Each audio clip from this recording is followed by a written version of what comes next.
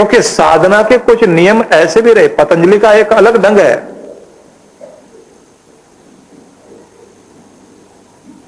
लेकिन साथ में पतंजलि आगे फिर कहते हैं, एक बात तो बताओ चैत्र, कोई किसान जब अपनी खेती फसल उगाता है तो अगर उसको यह डर हो कि कहीं पशु आके सारी खेती बर्बाद ना कर जाए, क्योंकि पशु तो आते हैं चरने के लिए, तो क्या इस डर से कोई व्यक्ति खेती करना बंद कर देता है? कोई खेती बंद नहीं करता। पशुओं पर नियंत्रण लगाता है, खेती अपनी उगाता चला जाता है। भाई इस संसार के रसों की खेती के बीच में रहो जरूर, लेकिन वो जो पशु वृत्ति है उसे बाहर रोकने की कोशिश में लगे रहो, तभी कल्याण होगा। और मैंने भी ऐसा ही किया। पशुता को निमंत्रण नहीं देना, हर वस्तु में अपने प्रभु का दर्शन करना, वहां तक अपने को ले जाना।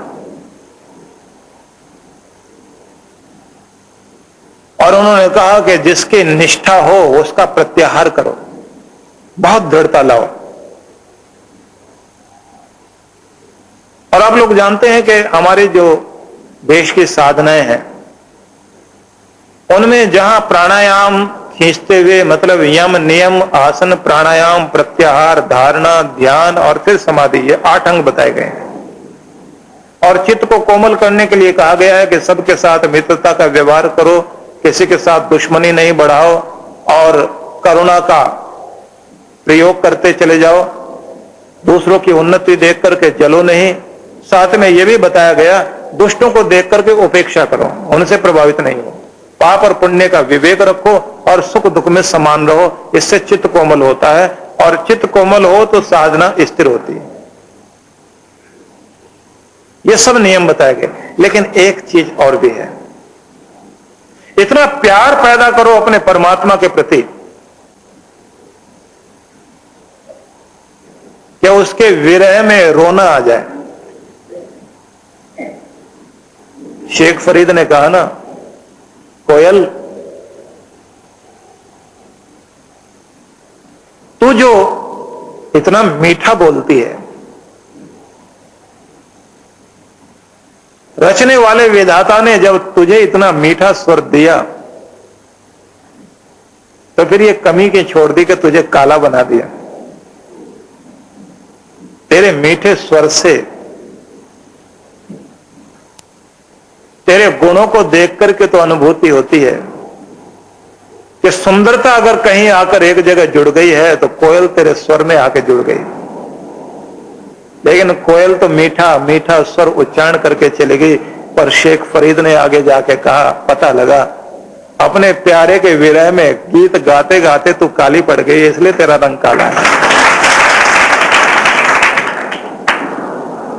शेख फरीद यहां आके कहते हैं, वो मालिक ऐसा ही मीठा स्वर दे के तेरे प्यार में गाऊं, और गाते गाते अगर ये तन काला भी पड़ जाए तो भी कोई बात नहीं, लेकिन तेरे गीत गाने की मस्ती खत्म नहीं होनी चाहिए, रुचि जगा दे मुझे।